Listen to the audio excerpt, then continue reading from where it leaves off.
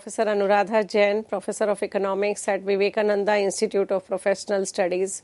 Again back with you with another very, very important, concept of macroeconomics, that is aggregate supply, which is very important because for any policy determination in the economy, aggregate demand and aggregate supply play a very, very important role.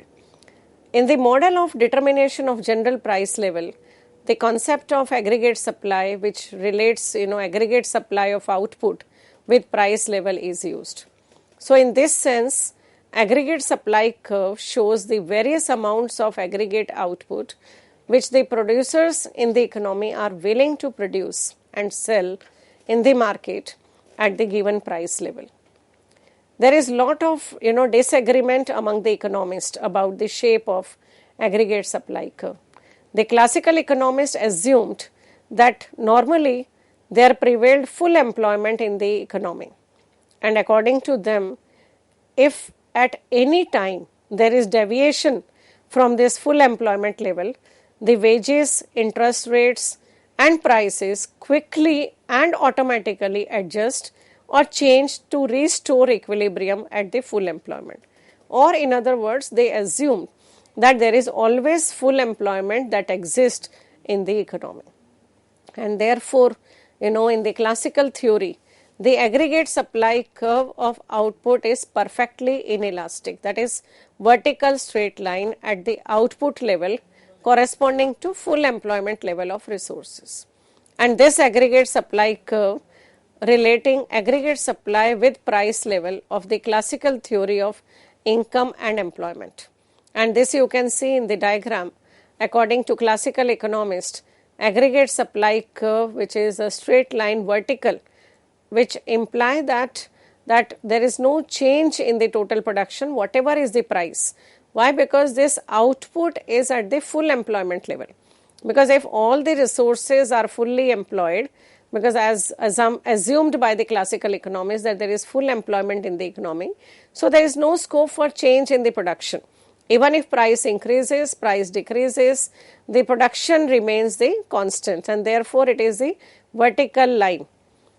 Now Keynes considered the situation of economic depression when the economy was operating below the level of full employment of resources, because as we know that the origin of macroeconomics started, after the Great Depression of 1929-30, and Keynes came out with this new concept of macroeconomics, and where he assumed and he said that there are very rare chances of having full employment in the economy.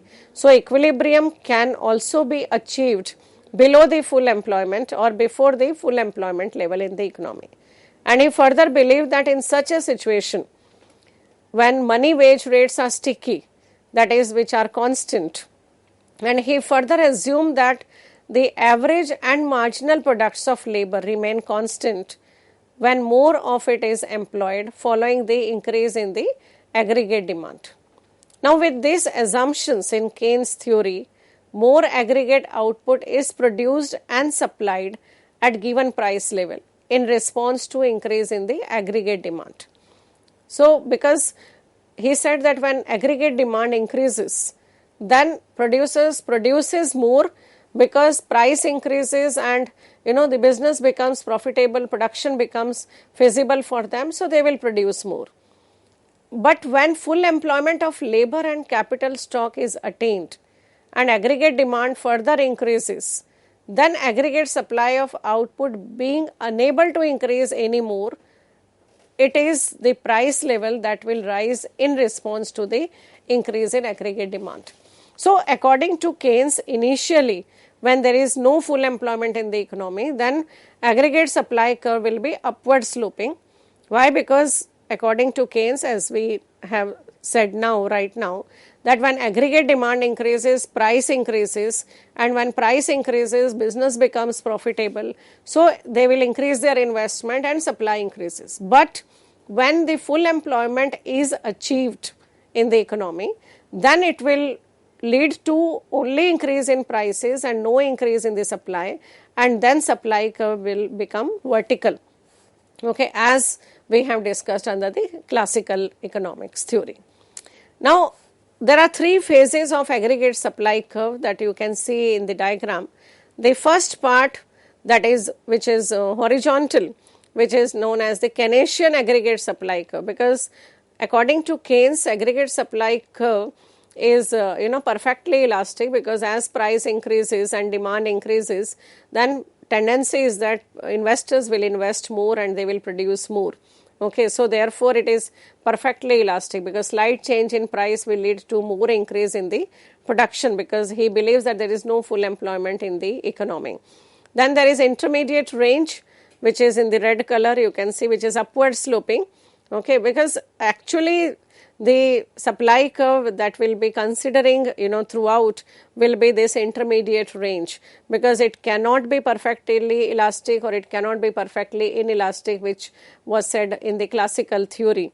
Okay, because this next phase, you can say, this vertical line is the classical economist aggregate supply curve, because they believe that there is full employment in the economy and output cannot be increased, okay, with the increase in the prices. So there are three phases in the aggregate supply curve.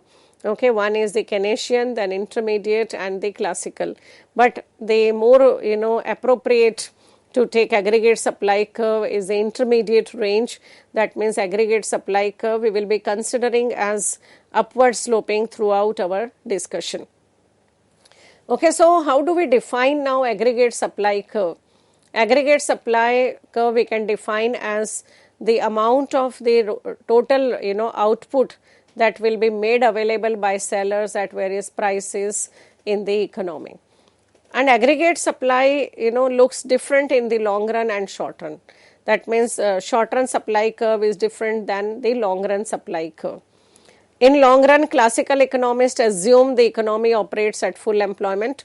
So maximum output independent of the price, that means it will be vertical. Okay. But in short run, businesses will increase supply when there is change in the price level, when there is change in the demand in the economy. Okay, because when there is change in demand, price increases, when demand increases, and therefore business becomes profitable, and therefore people will supply more, they will invest more, they will produce more. So there is positive relationship between the price and aggregate supply. Okay, and positive relationship shows that this will be upward sloping, as I have shown the intermediate range. So aggregate supply curve is the upward sloping, positively sloped. Okay, and that is short run aggregate supply curve, positively sloped. Okay, because as we have discussed that when price increases, profits increases, and therefore quantity supplied also increases. Now the reason for this may be the sticky nominal wage. Like short run aggregate supply curve is upward sloping because nominal wages are sticky in the short run.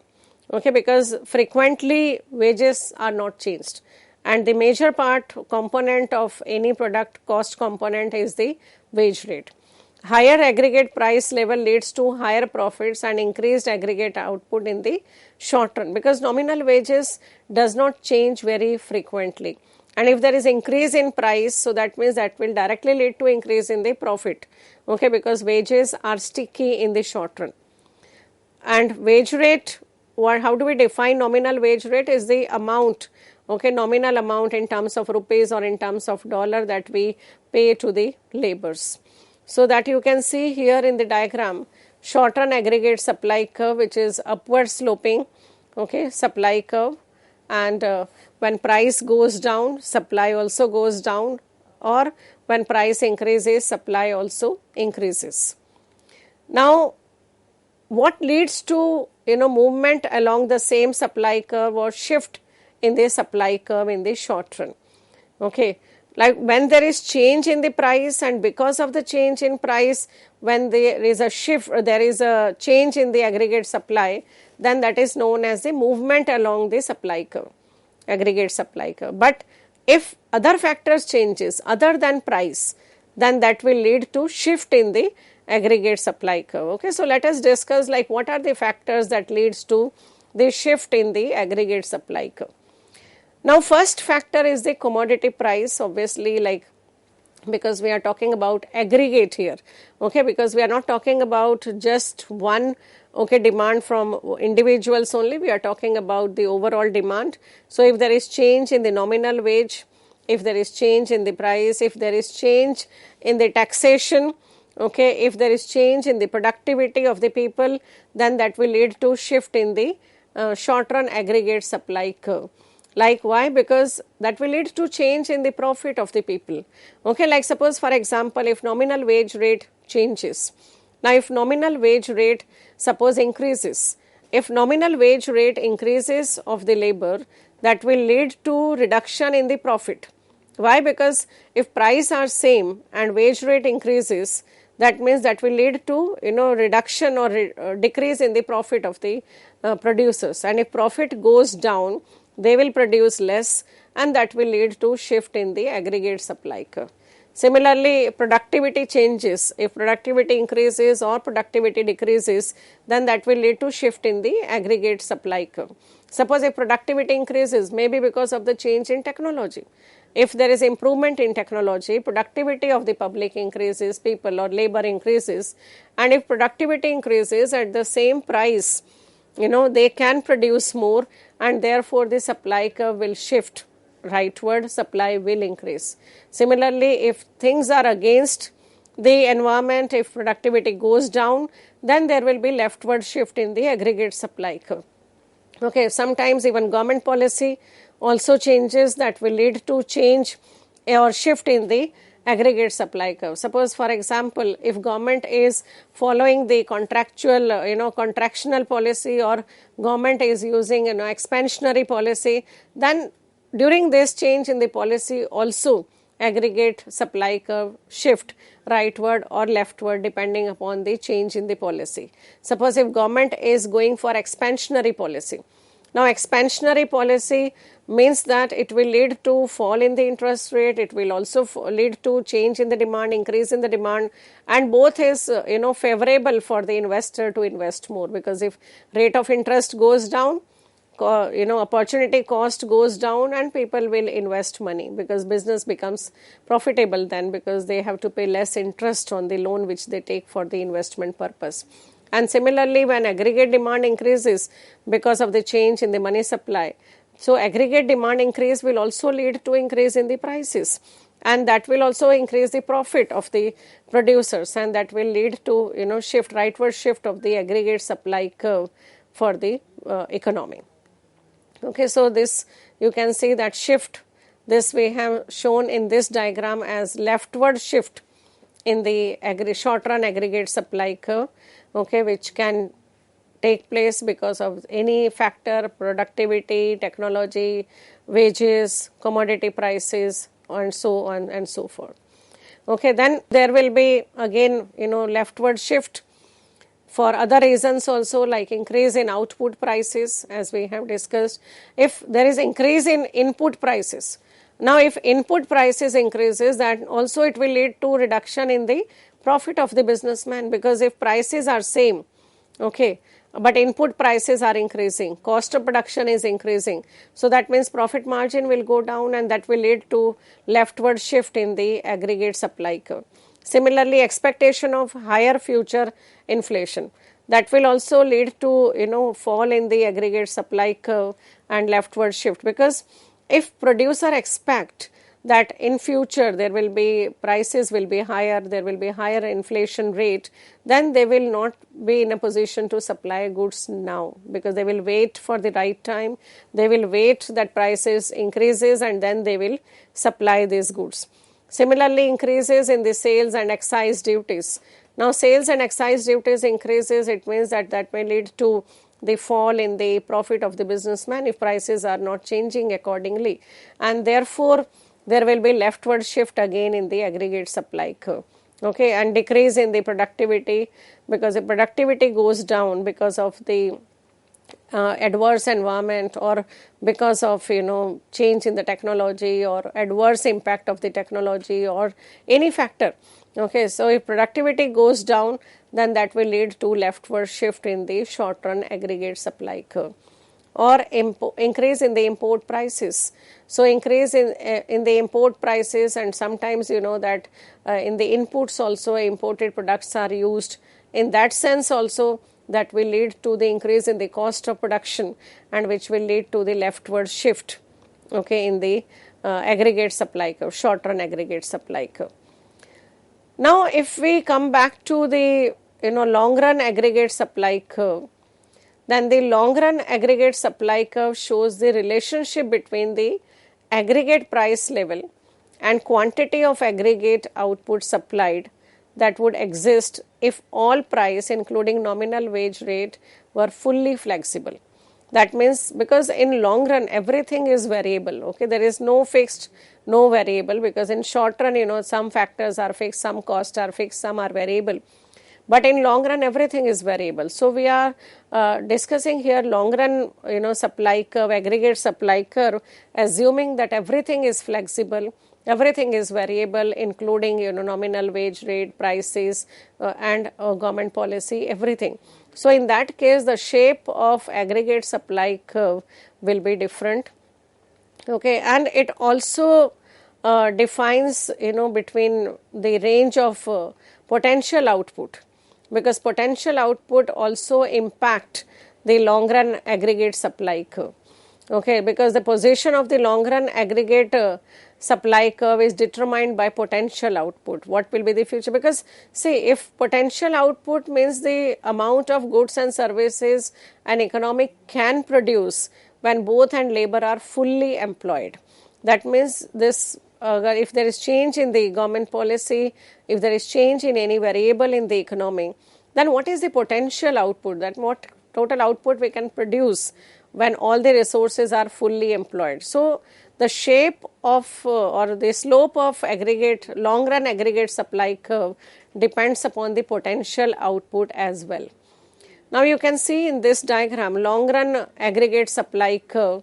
Okay, long run aggregate supply curve is vertical. Why vertical? As we have discussed that we assume that there is full employment of all the resources in the long run. Okay, because there is a full flexibility in the long run. All the factors are completely variable. Okay, all can change any time, and therefore there will be automatic adjustment in the economy, and all resources will be fully employed.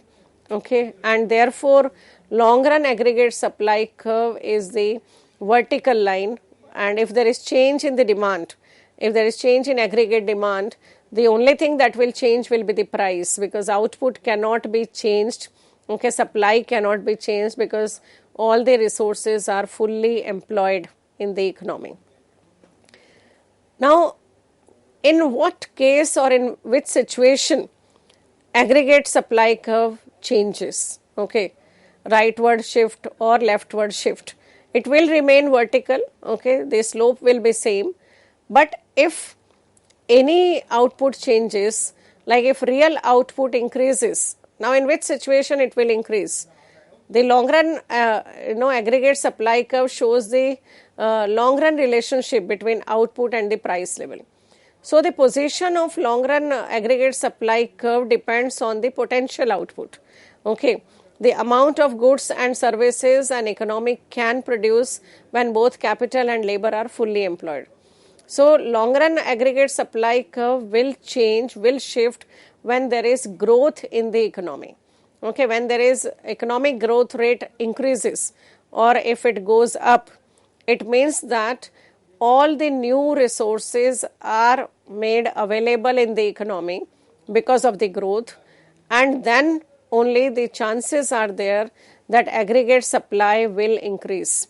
Okay, because if all the resources are fully employed, if there is no scope, then this curve will not shift.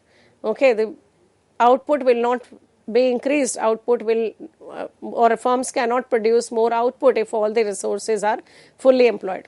So if there is growth in the economy, growth means that new resources are made available. Okay, maybe because like if technical changes are there, or if we have more resources that we can invest, more money suppose is supplied in the economy to invest in the economy, and there are resources which are available. Okay, new technology, new ways of production is introduced in the economy. That means at the same level of price, we can produce more, and therefore the long run average, long run aggregate supply curve will shift. Okay, and it will shift rightward to the economy. Okay, rightward shift will be there.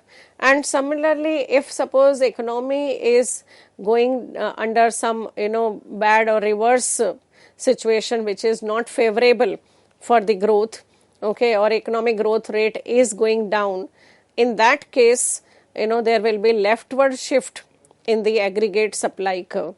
Okay, so therefore, like whether it is a long run aggregate supply curve, whether it is a short run aggregate supply curve, there are factors which lead to shift the aggregate supply curve or to the rightward or to the leftward.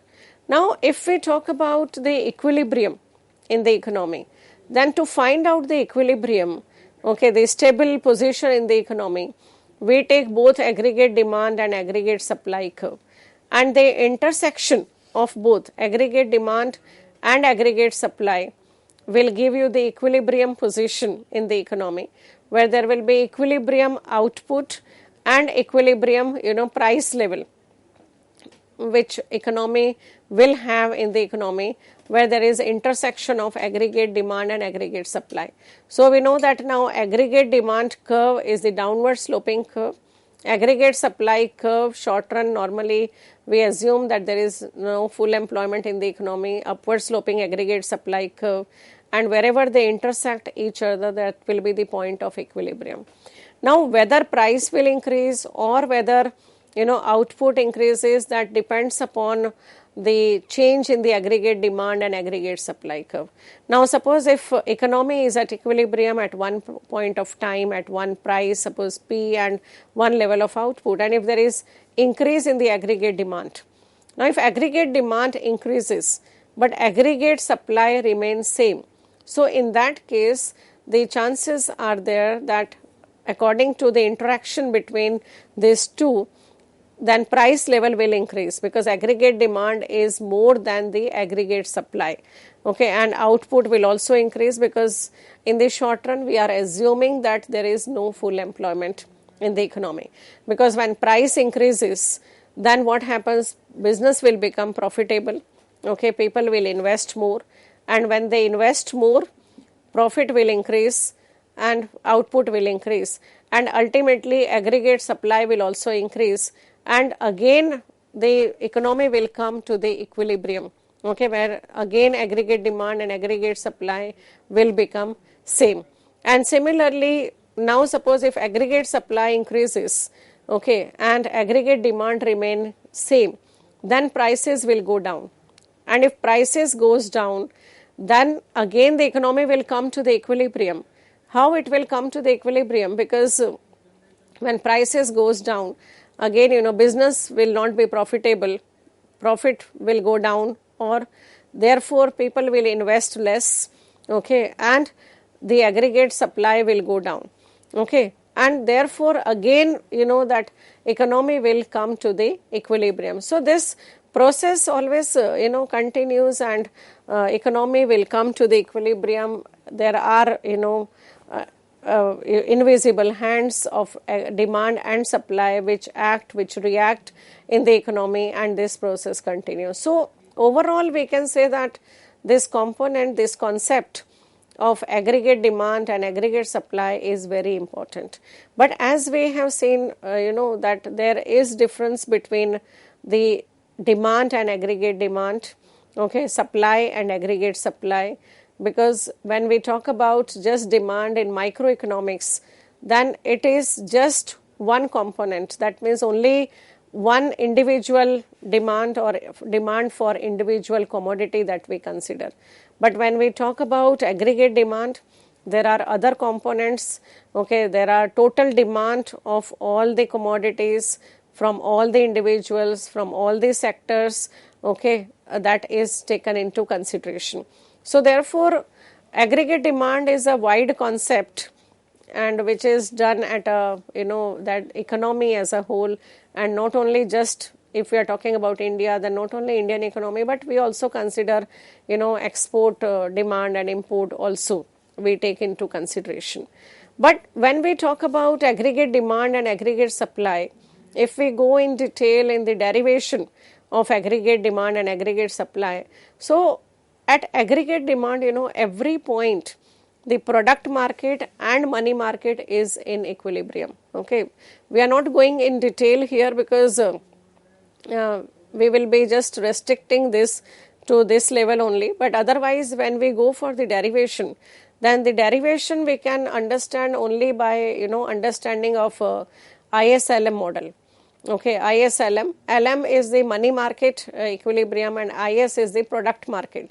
So at every point of aggregate demand curve, that there is equilibrium in the product market and money market, and that is how at all the equilibrium point we derive aggregate demand curve, because both market play a very important role, both, and there should be equilibrium at both the markets to have the proper aggregate demand curve.